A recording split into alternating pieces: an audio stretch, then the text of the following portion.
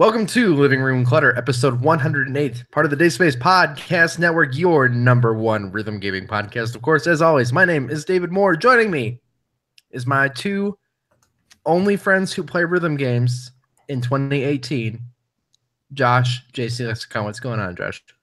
Hey, Dave, not much. It's been a bit of a crazy day here, but it's a day off work, so I can't really complain. Rub it in, man. Rub it in. Also joining us, a man who's never off work because he's got two jobs. One includes working at the number one retailer of drop mix, Keith Hall. every time I walk by that thing, hey, it's drop mix. No, it's not. It's calm down, drop mix. Stay in your shelf. Don't attack people when they walk by. I can't believe there's a talking drop mix kiosk. I've never seen one of these things. Oh, it's motion detected as soon as you go. Is it as bad as the Skylanders one where it's like, hey, Skylanders fan? Like, is it that bad? Kind of sounds. It's not far off. It's really not. Okay. Have you ever sold a copy of drop mix? Not that I'm aware of. You know what? Actually, I take that back. There was once a copy that someone had ordered like online that we kept in like our, like these are the orders to be picked up type of thing.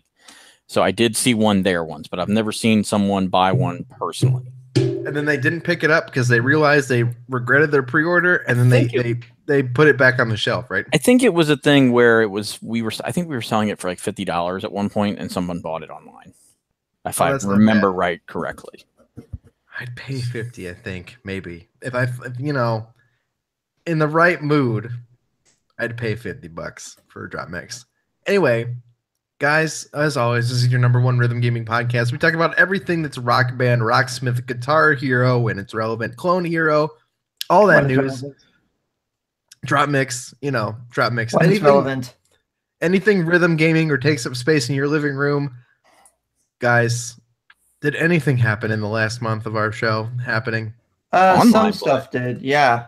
Oh, really? Online matchmaking. So now instead of just playing with your friends, you can play with randoms again, like it has been for most of this franchise. Since the Minute Online got introduced in Rock Band 1 and Guitar Hero World Tour. Oh, I'm sorry, Guitar Hero 3. Yeah. Right. We could play with randos. And then when Rock Band 4 came out in 2015. Right? 15? Yes. It took 3 years, less than 3 years, but 3 years in calendars. 2.5 almost. That's bad. Well, I mean, we can get into that in a bit, but basically the way the filters that they have here, some people are saying it's better than what Rock Band Online was last gen. And I mean, in some ways they're right, in some ways I'd have to disagree, but we'll get into that. First things first, we got to go over what our good old friends at Ubisoft San Francisco put out for Rocksmith DLC in the last 4-ish weeks. Okay. So, rapid fire. Okay, February 6th, Lady Gaga 4-pack. Did we talk about that last month? Probably. Yes. Probably. Okay, so I'm assuming we did. Just to recap, it was Bad Romance, Paparazzi, Poker Face, and You and I. February 13th, Trivium Song Pack, which I mean, I was hoping for Dead Nation, because if you guys remember, that was DLC for Guitar Hero 2, and it was pretty fun and pretty difficult, but no. Built to Fall, In Waves, and Strife. Strife, of course, was in Guitar Hero Live. In Waves was in Rock Band. I mean, all of the songs are pretty, good for metal songs. I think, I would imagine the lead arrangements have solos. I can't see the tunings right now, but I would have liked, I don't know, A Gunshot to the Head of Trepidation. If they could have gotten the licenses for anything from The Sin and the Sentence, their newest album, or again, Dead Nation, because it was really good in GH2. But if you like harder stuff, I would recommend that pack. February 20th, Variety Pack 13. Jeez, we're on 13 of these things. But it was actually pretty good. We had Billy Joel, Only the Good Die Young, which was in Rock Band years ago. Bad to the Bone, George Thorogood and the Destroyers. I would like to hope that they charted like the little slide guitar things to the lead part, but it's a pretty iconic riff, so it makes sense they'd include it. Really neat pick. Soul Asylum, Runaway Train. That music video. I remember. That's a good song. Yeah. It's a good song. It's a dark music video, but I think it's a good pick for something like Rocksmith. And then the last song, "Face Down" by the Red Jumpsuit Apparatus, which I mean, according to DLC Quick Play, they have it categorized as punk. I'd say it's more of like an alternative or rock kind of a thing, but low key, I prefer "Damn Regret" from that album as opposed to "Face Down." I just never really got into that song as much as it's become a hit. You see, there's another famous Face Down song, but not really rock band related, but it's a censorship issue. Do you guys know the Two Live Crew song? All right. Yeah, I think I know what you're alluding to. I was gonna make a bad face down joke too, Keith. I just that was Central couldn't swing it. I'll tell you what. One of the things that I remember most or remember vividly from when I was young is my next door neighbor was a city of Cincinnati cop, and actually fairly high up the food chain, like. Not the boss, but he was high up there. Like he was high up enough to like pull rank on people and got to work like when we had the MLB All-Star game to be on the field and stuff like that.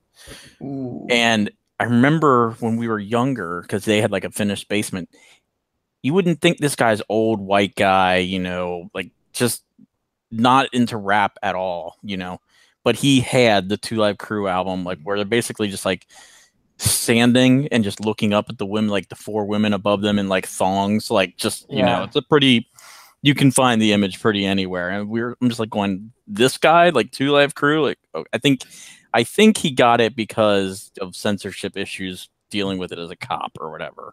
Probably. Funny. Oh goodness, man! Remember when that was like the darkest thing about hip hop? I mean, that was actually great. Two Live Crew was funny, but they weren't like a big deal until that. They got so much free publicity and sold so many more records because of that. To give a Canadian example, Bare Naked Ladies. Before they were going to play a New Year's Eve concert at Toronto City Hall, I think in 91 or 92, but apparently a mayor's staffer didn't like the name because Bare Naked Ladies, yeah, possible objectification. So they removed them from the bill, but then all of a sudden they got all this like grassroots publicity, and the I think their tape at the time suddenly went crazy. So, yeah, all publicity is good publicity, unless you're Harvey Weinstein. Oh my god! I mean, the Oscars last night were a thing. That's probably general discussion, but did you wait? There's a little bit music. Did you see my boy Kobe won an Oscar last night? I hear the short was good, but there's some things where I'm kind of like, it's sketchiness surrounding the person. It's hard. Again, you have to separate the art from the artist, but it's, I guess, nice. But that's kind of what it's saying, like the Harvey Weinstein joke is they brought up the fact that he was charged with rape back in, I think it was 2003. I mean, I'm a big Lakers fan and Kobe's my favorite player, so I followed that case pretty significantly. There was a lot of weird stuff that came up out of that. Like that makes me think that it was more of a money grab but no one was there. There was some really weird stuff, like when she went to go give her kit and stuff like that came up. But who knows? No one was actually there. We'll never know. That was such a nice tangent. Well, but his video is actually it's pretty good. But, like most of the people that are in these animated short things are like young directors or young, like, that don't have the resources. Kobe's like, I want to make an animated short. Get me the guy that did the Star Wars music and also a legendary Disney animator, and let's do this thing. Like, it's a good combo. Or a moral thing. But I thought this is the kind of thing, if you win the lottery, like these are the kind of things I feel like I would occupy my free time with. Like, oh my God, Dave making it's like how Scott Pilgrim versus the World was like a sort of video game take on 20-something life. You make a movie about, rock bands saving the world. I had a great idea for like a rock band, who plays like plastic instruments, like in a movie, like, and had groupies, and like they went on tour. Like, you basically do the band thing. So that was what Rocky Drama should have been. Well, that's what I was actually watching the South Park episode where they were like got really good at Guitar Hero the other day. It was like on in the break room. I mean, you basically could just do any other rock drama, right? Just replace it with plastic guitars, and then they could like compete in an esports competition. Like it's basically the same movie. It's basically School of Rock with plastic guitars. Touche. So to get back on track, last DLC pack for February was 60s Mix Song Pack 3. And there's some good stuff in here. We got a Deep Purple with their version of Hush, which, I mean, it was in Guitar Hero 2 on the 360, but it's nice to actually get that song in a real guitar, because like the chorus riff is pretty good. And then we had Joe South with Games People Play. I'll be honest, I'm not really familiar with this song, but I imagine, like, I don't know what that is. I imagine it was probably big in the 60s, but I think I obviously on the 60s and 70s and older era of pop, I'm not as familiar with, but the next song I certainly am. Get Together by the Youngbloods, which, if you know a Nirvana song that's in Rock Band, it actually references that song. Territorial Pissings, in the beginning, Kurt sings, "Come on, people now, smile on your brother." That's basically the chorus of that song.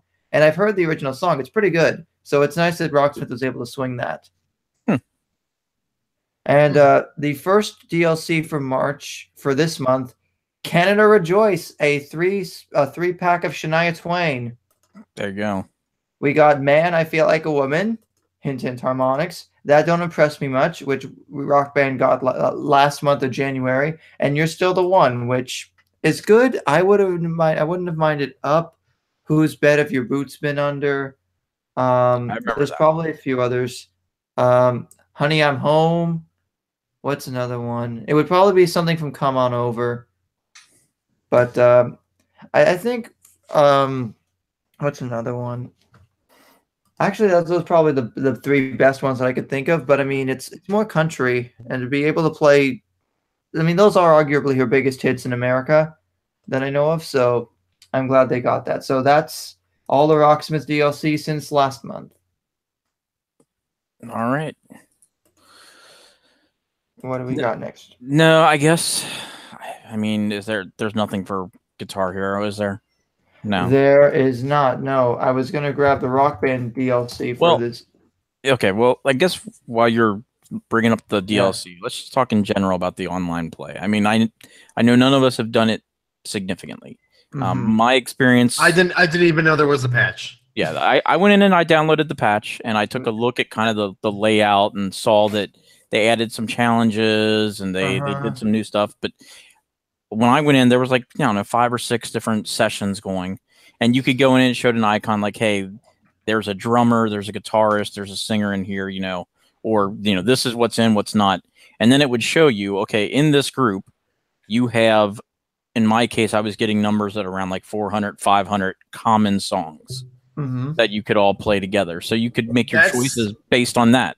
Yeah, and that's one of the good things. The filters for number of songs, especially because, I mean, yeah, if you don't really care who you play with, you can turn that off. But if you want to actually play with people that have lots to choose from, I think you can put up to 1,000 plus is the max, right?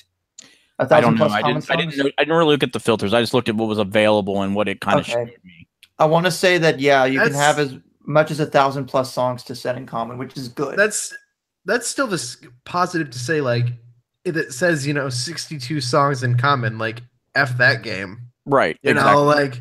Yeah, I'll go to this one with 300 or whatever, right. Yeah. And the fact that they show you which instruments need filled. Yep. Right? That was so nice. Like, you can log in, look, and say, I guess I'm playing drums today because it looks like we need some drummers.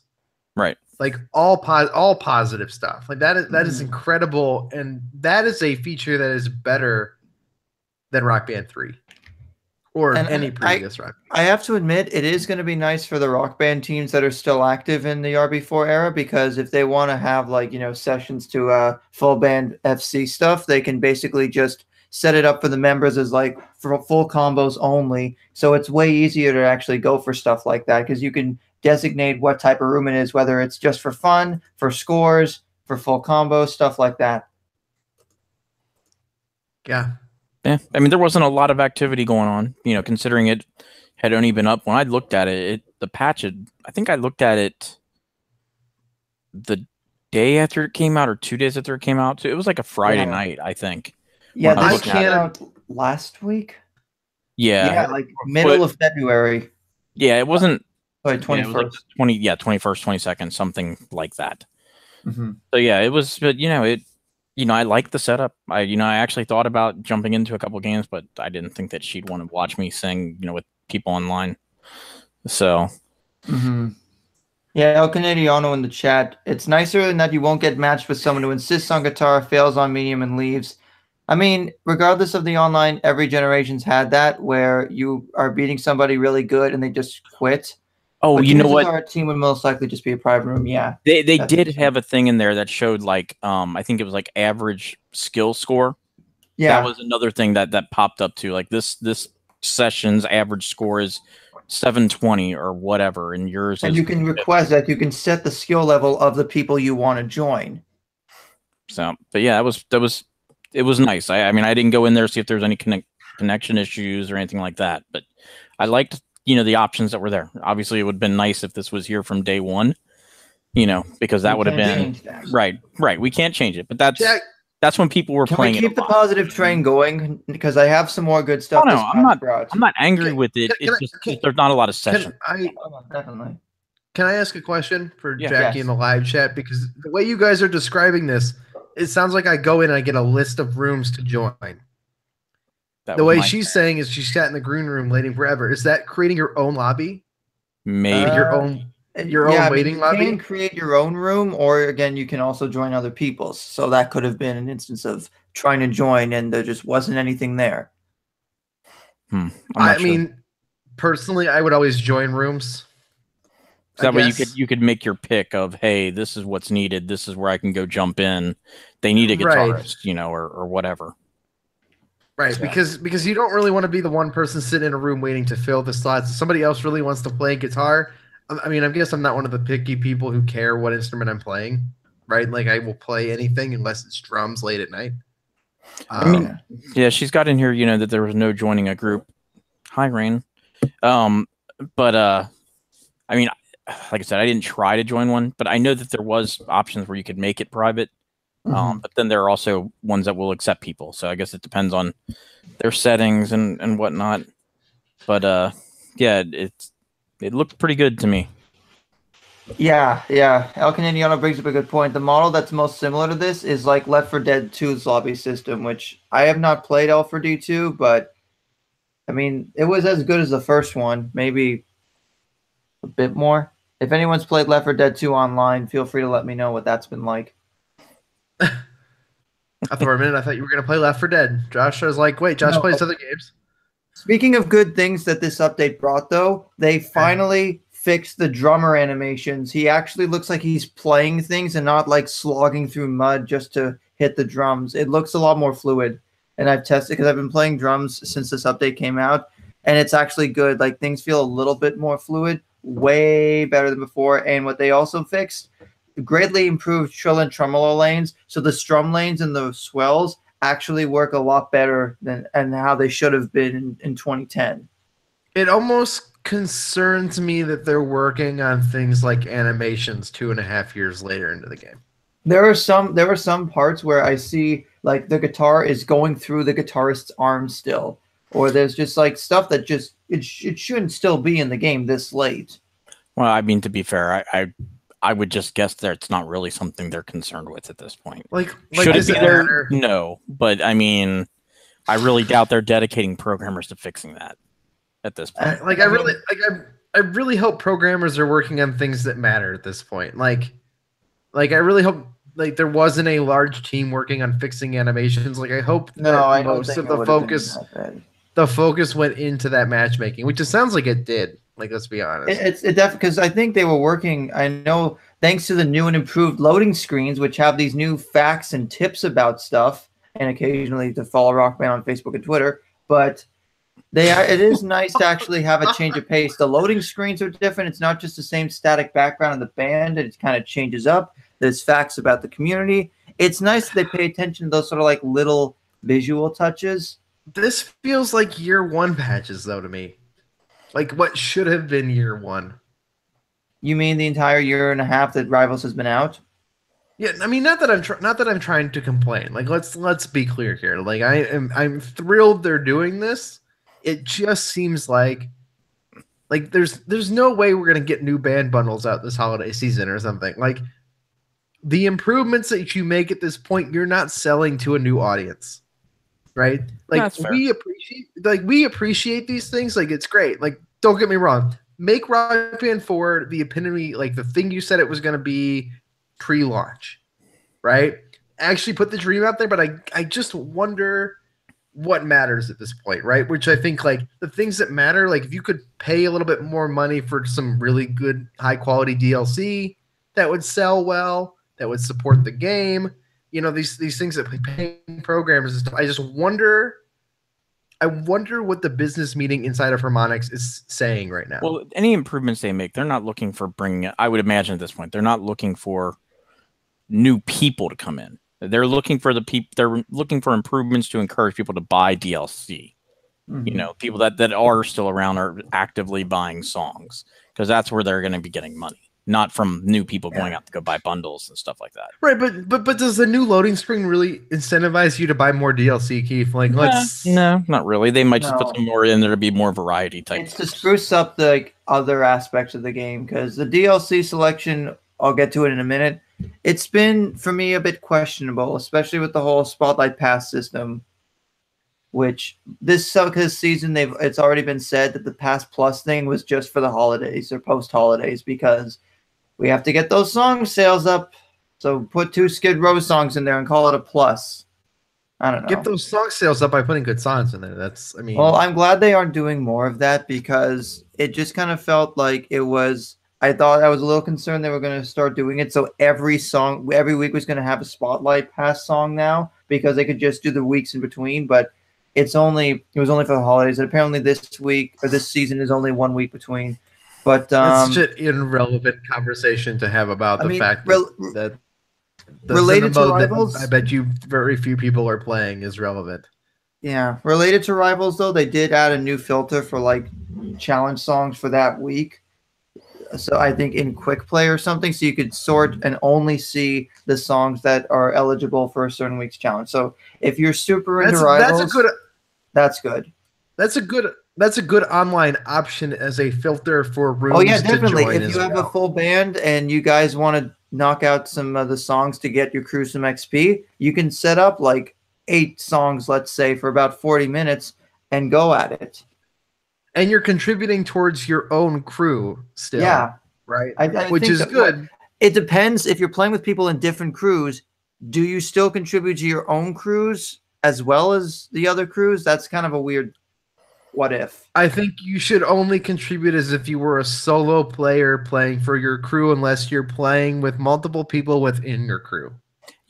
David or Travis just brought up a good point or a nice thought about them having a 50% DLC sale. Yeah, not in this game economy. You know what though? Honestly, that's not true. They've kind of been doing sales on Xbox. They have 5 singles during every Rivals challenge that are on sale for I think half off. But the problem is they don't do a good job of promoting that.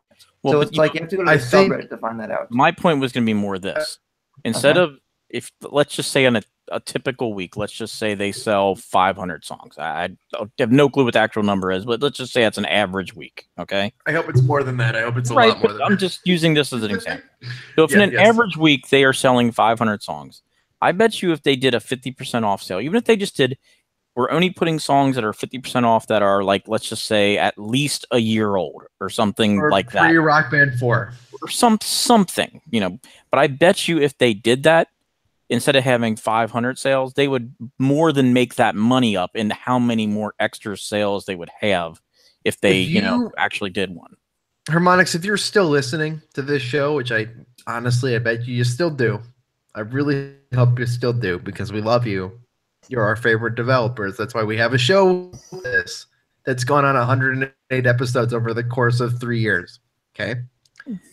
When you announce a 50% off sale, I will spend probably $75 in the PlayStation store.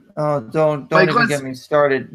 By the way, as of this episode, the Rock Band Network on Xbox is still up. Oh yeah, you did mention it the other day. I was I surprised. did, because I went that's out what and these bought. last few weeks have been. I went out and bought some stuff because I thought it was going down, and then it didn't Yeah. go down. I mean, granted, I'm glad it's still up so people can still get stuff, but I definitely rushed out and got stuff before it went away, and it didn't. I will be amazed if I'm hoping by the time our next episode comes out in April that it'll be down for good, but it would be funny if Microsoft just kind of forgets about it and then a year or two goes by and it's still up and we had all this worrying for nothing. How great would it be if Microsoft said if you have the backwards compatibility version of Rock Band 3, you can play Rock Band Network songs in Rock Band 4? I feel like what you should try doing on the Xbox, because there's the con and the live file formats. Maybe no one's tried to actually get into the system software to see how you can manipulate that, but This is I don't know. this is a dream thing that comes from my Xbox show, the Xbox Drive, over at thexboxdrive.com. You guys can listen to it. Where Microsoft just seems to do things that are really pro gamer. Like for no apparent reason. Like why would you make Xbox 360 games Xbox One X enhanced? Like why would you go back and basically update old 360 games? Because you know why? Because they're wonderful. No, I'll tell you the real reason this is going on, because they effed themselves so badly with the announcement, the initial announcement. Yes. Let me finish my thought process. Okay.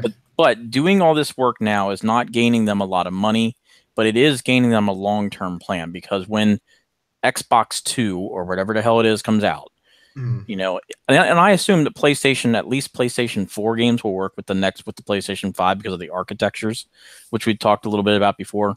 But when the next system comes out, they will be primed to say, look, you can play things from every single Xbox that's ever existed on the Xbox 2 or whatever they would call this next one. And they're basically doing that work now.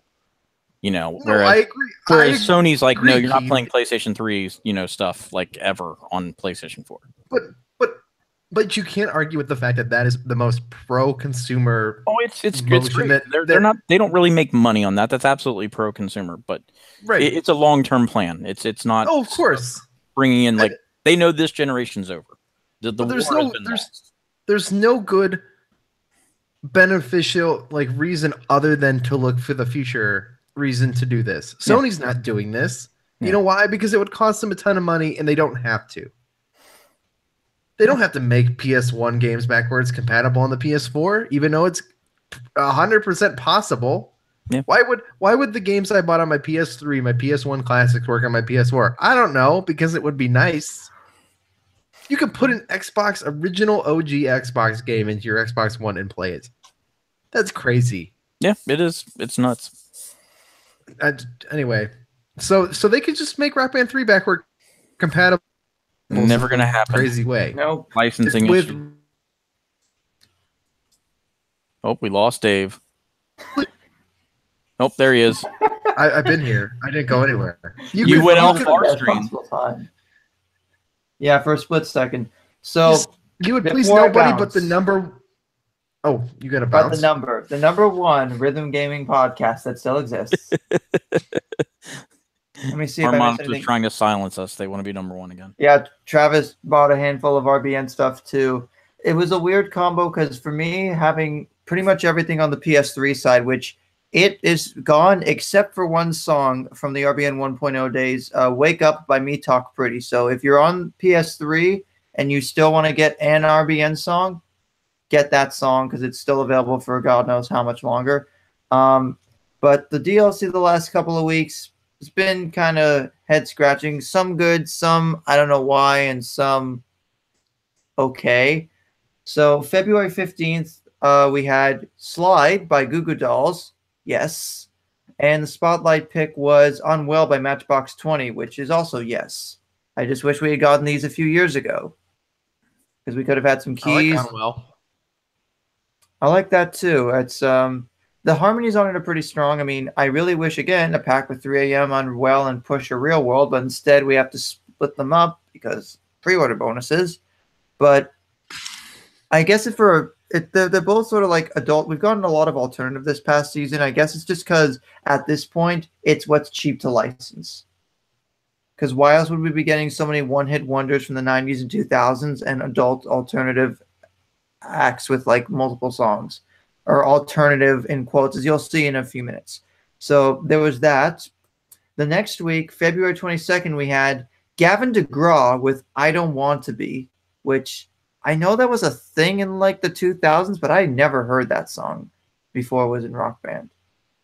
So I just must be old. And then the spotlight pick was Seether featuring Amy Lee with Broken. So they couldn't put Remedy in Rock Band proper, but they can put this.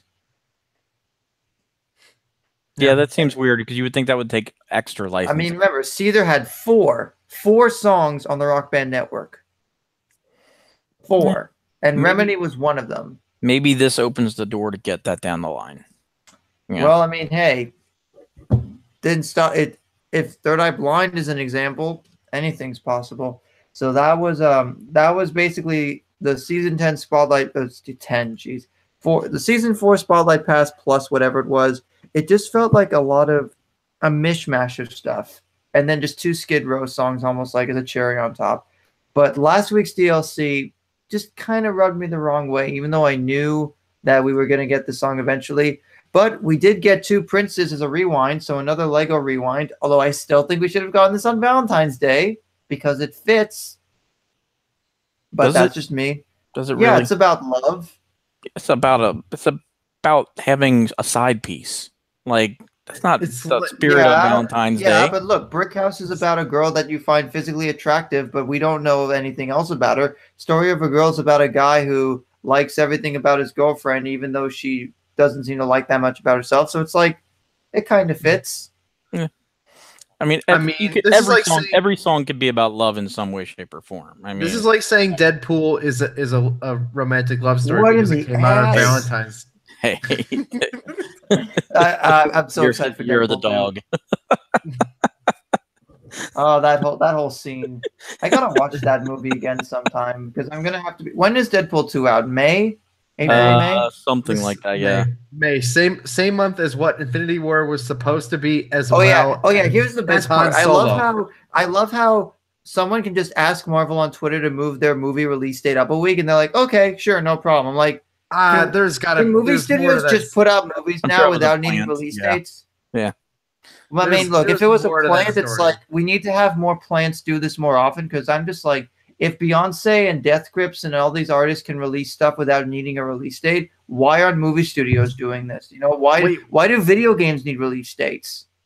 You know, what is this world coming to? Why are we even here? Eat our meat. They can at least have a cutoff date of when they'll stop fixing bugs and just do patches, I guess. But all this lead up was basically for, hey, whatever that song is, Believer, Imagine Dragons, aka the Switch Anthem, aka the song that's been in every friggin' trailer for the last year. Wait, it's on Rock Band? Mm-hmm. Oh my god, I'm so excited. And it's pretty boring. It's tier 5 on vocals, and I feel it's very over-tiered and repetitive, and then the rest of the instruments are like tier 1 or 2.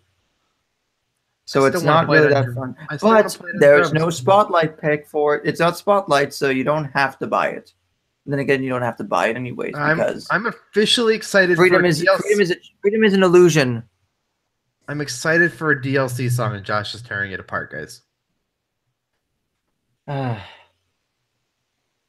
like, why couldn't they just make a pack with like demons and that? Because like we got Thunder in December, and it's like I don't know which one's worse.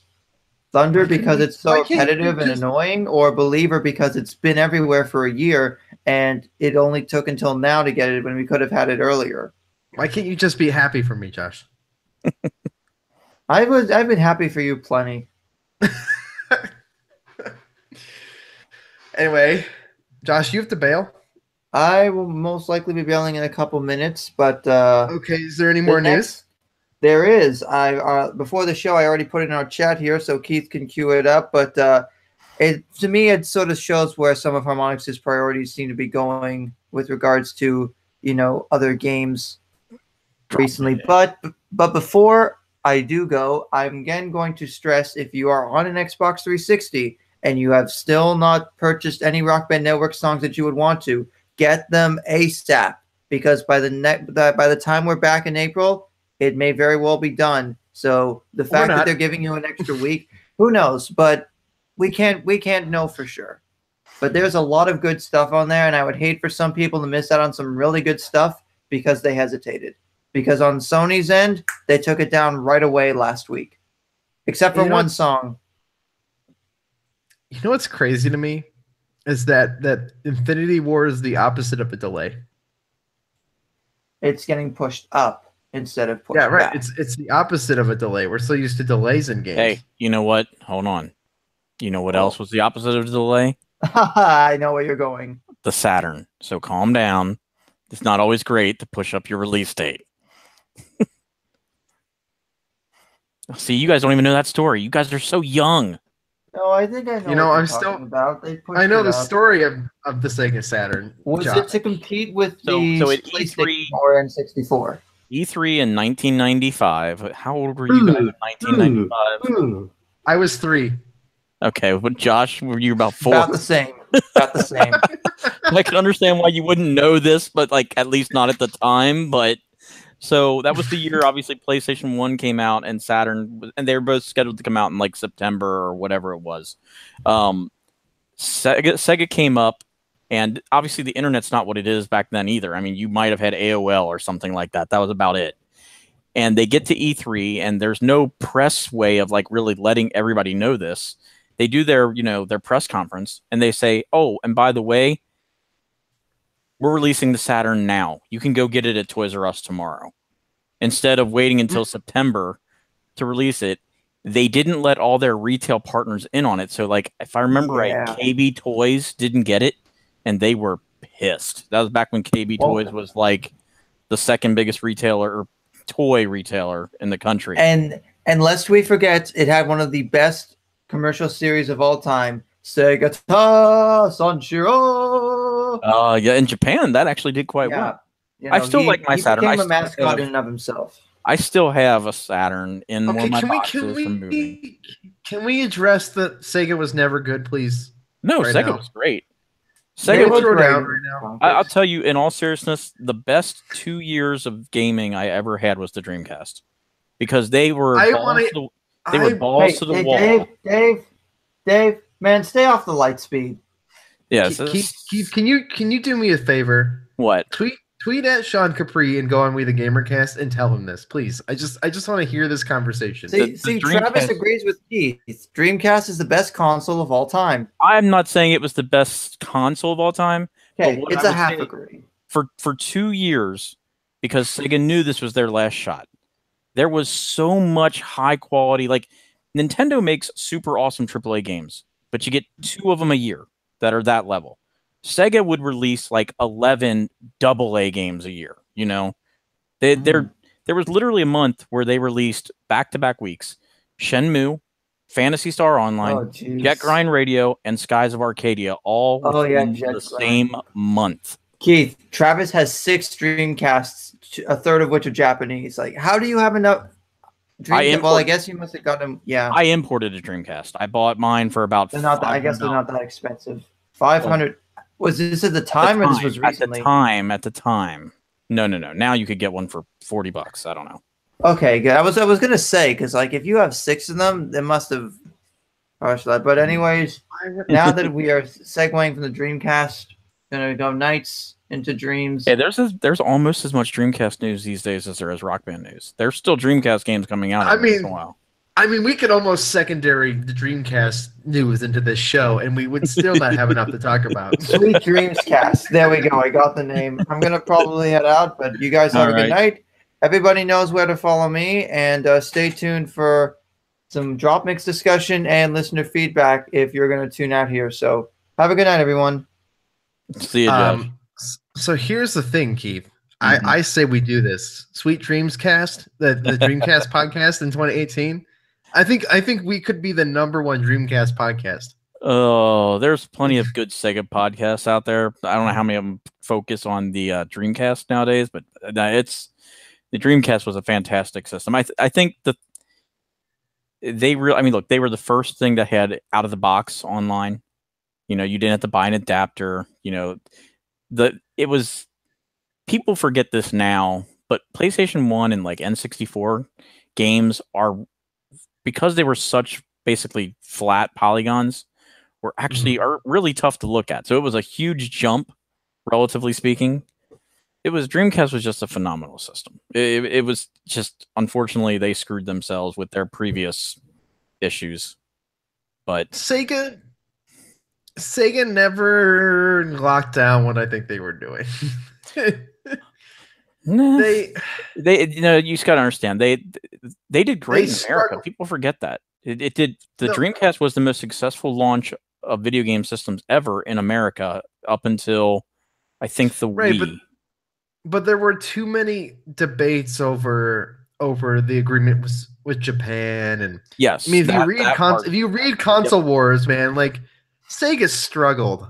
Like, well, they had two different versions that they were working on. They had like the Katana and the, what was the other one? The other code name. One was the Japan code name, and one was, and the Durango. The Durango was I think the Japanese version, and the Katana was the American version. I mean, I had a friend 3DFX, and yeah. I had a friend who loved his Dreamcast. He thought it was the greatest thing ever, and I never played a single game on the Dreamcast that I liked. Oh, you're insane. You are that didn't get ported to something else. Okay, well, things got ported, but I mean, keep in mind, I mean, it's just like, that's just like, okay, something that comes out on the Switch now that's been out on other systems for 3 years or something like that. I mean, let's argue that, you know, Mario Kart 8 Deluxe is better on the Switch than it ever was on the Wii U, and it's gonna just throw by like this. Okay, it's better, mind you, but you know how much less I played on the Switch than I did on the Wii U because I had already played it to death. Yeah, right. See, that's the problem. You know, now if I never owned, if you never owned it, it's still a fantastic game. And if you never owned it, that's a super nice treat to have, you know, on your Wii U that you can pop off 2 Joy-Cons and play with people right away. Right. But I already had it. This is the scenario in which I never had the Dreamcast.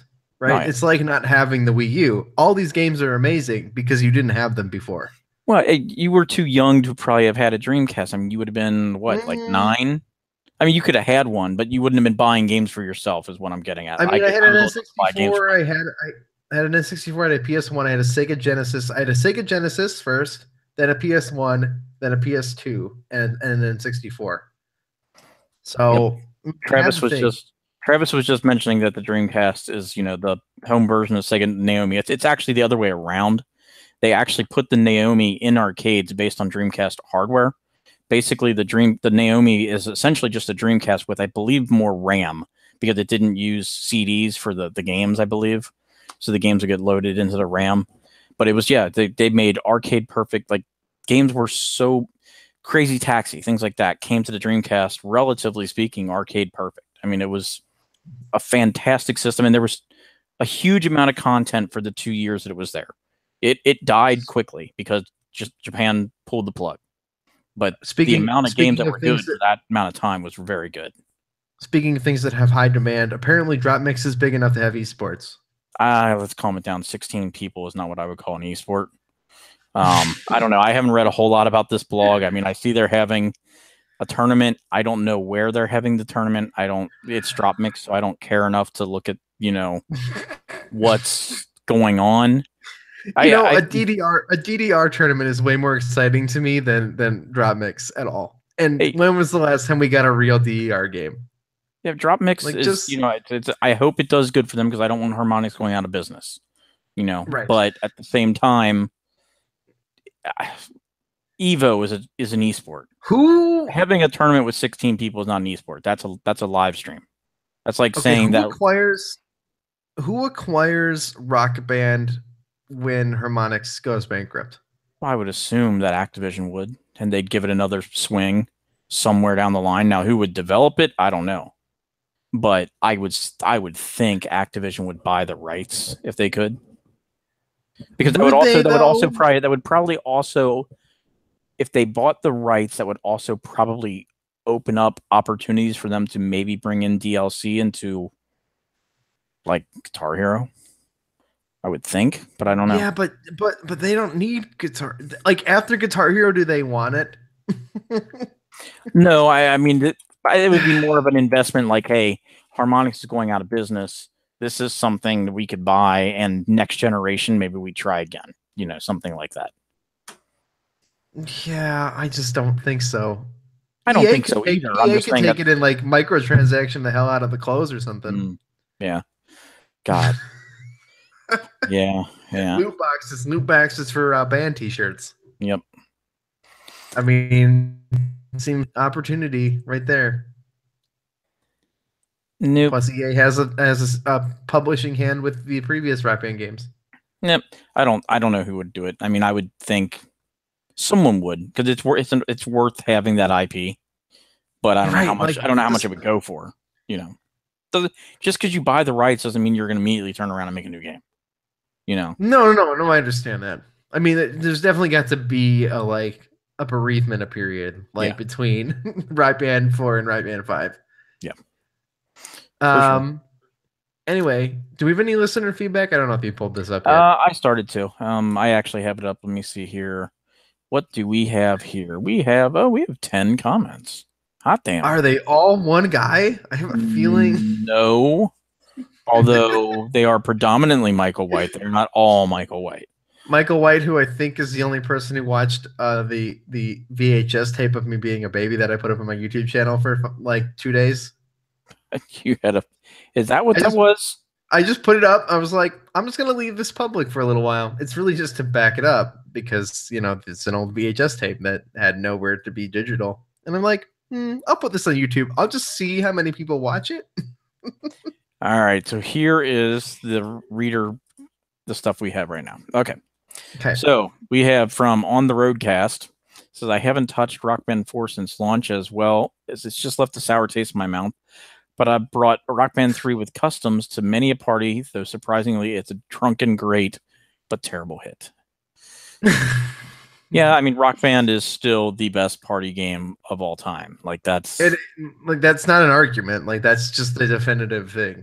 Yeah, it's you know, it's hey. It's like when I went to that bar for Rock Band night and they only had a copy of Rock Band 1 on the 360. Yeah, but if people got into it, they would still be good. Right. And I was the only person there and the sound didn't work. Here's Michael White saying, the only way I will ever play Rock Band again on a regular basis is if they finally add multiplayer again, but I am not holding out any hope for that. Well, Michael White, have I got something to sell you? Because you made this comment 3 weeks ago about 6 days before they made the patch go live, and now you can play multiplayer right now. Go for it. Holy crap. And we have Michael says, if Keith is the best LRC member, if I was the best LRC member, you'd spell my name right. It's EI, not IE. Whoa. Then I would like to say I am the best. I am the best #1 LRC fan, or maybe joint favorite with Alien Myth. I think that's fair. And Alien Myth comments. I mean, I would say I've been here since episode 4. For the 6 comments a week we get from you, I mean, I'm pretty sure that counts. You might have surpassed Alien Myth. I don't know if he's still out there. Alien Myth's in these comments. He's in here twice. Did he put up any Squidward's house videos on his YouTube channel lately? That's what I'm most curious about. Michael also says, good show as always, guys. See you next month. Keep safe. Here's Alien Myth says, super shout out to Josh for letting in that Rock Band Network is, going down. Josh replied, saying, want to make sure everybody can grab stuff while they can. Michael White again says, oh my God, boys, they finally did it. Online play is coming back to Rock Band. He said this a week after his previous comment. I cannot believe it's on hold. I cannot believe it. Hold on. I want to see it first. They could be making it up. And I love that his excitement comes back to us. That's amazing. Or we even had another show. He already had a new comment on. Right. And then we have Mark Dickerson says, now, Josh, you know that popularity is about making things simple. Complexity is obscurity. #1 rule of hit making. Remember when people used to listen to whole albums and the best songs weren't the ones they played on the radio? This is why. And Josh says, yes, but with Apple Music and Spotify holding as much power as they do now, those services are the radio to many, including teenagers and 20-somethings. Fair enough. Yes. Yeah, streaming music is essentially radio stations now for A lot of people.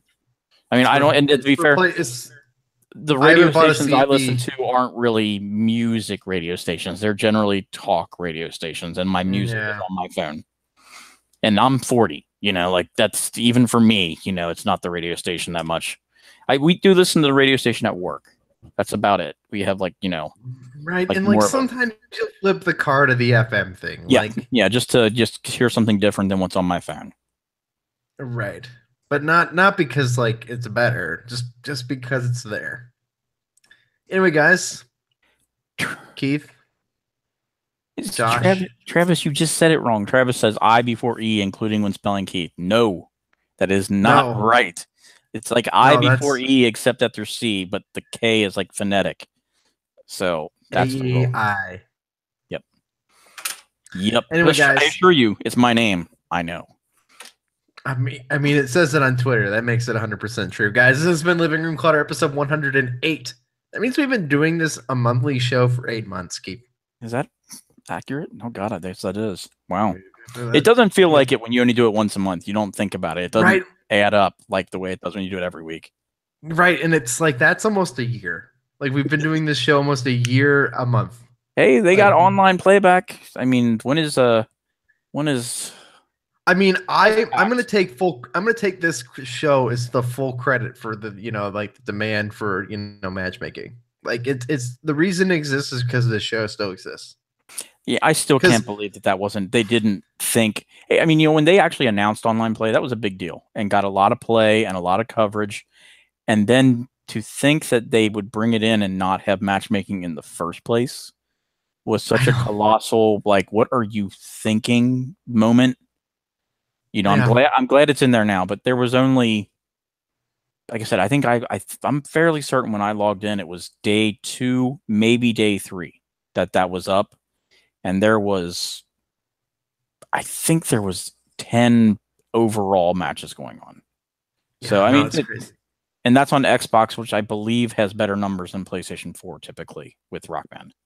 So yeah, that makes sense. 360 era was way more popular Rock Band. It just could have made such a difference if because you think about when online actually kind of happened and Rivals and everything else, like if they had real online play, then there was a lot of people that jumped on Rivals. There was tons of people playing it. That really, I think, and I'd still be playing it. That's kind of, it's unfortunate. It's kind of the story of Rock Band 4. This like good ideas with terrible follow through. Yeah. Right. Push it out before it's ready, then push out the update before it's ready. It's just what they do. Guys, this show's always ready. We'll be back next month for Living Room Clutter, episode 109. Of course, the show is powered by the dacespace Podcast Network. I'm going to throw this update out here because the reason this show still exists is a lot of you guys, particularly listeners of this show, the Patreon for the dacespace Podcast Network has been shut down. Because reality set in. We had the money to renew for the site for the year. And I felt as if the Patreon wasn't doing what it needed to do to give you guys back what you deserved. So I appreciate all the wonderful support, guys. Without you guys and supporting us, and a lot of you guys did when Living Room Clutter was in its heyday, and you're still here listening, I appreciate every single one of you guys. This show would have gone off the air long ago. And this show and the listeners of this show is what made this possible. So thank you guys so much. There will be no more Patreon. The email that got sent out to patrons apparently didn't go out. I don't know what happened. So I apologize. So if this is the first time you're hearing this, it might be a bit of a shock. And there will be a YouTube channel update thanks to YouTube's change of policies and everything that we've done. So stay tuned to the YouTube channel. Nothing major. Man. You guys will still get this show here live, of course, every month, sometime in the first week of the month. Guys, I'm Dave Moore. You can follow me at dacespace. It's DACESPACE. Keith at KDoll08 and Josh at JC Lexicon. Got any final words, Keith? Rain loves Rock Band. Say, Rock Band is cool for cats. Goodbye, everybody. It's cool for cats. It's cool for cats. Go listen to the Xbox Drive and Sheldon Forgotten and Keith's upcoming Hot Shots Golf / Dreamcast podcast. Yeah, probably not too much Hot Shots Golf either. Although, you know what? I did get my Chocobo the other day. $5, well spent. Chocobo as a golf Mm. cart. There we go. It's pretty awesome. Guys, we'll see you next month. See ya.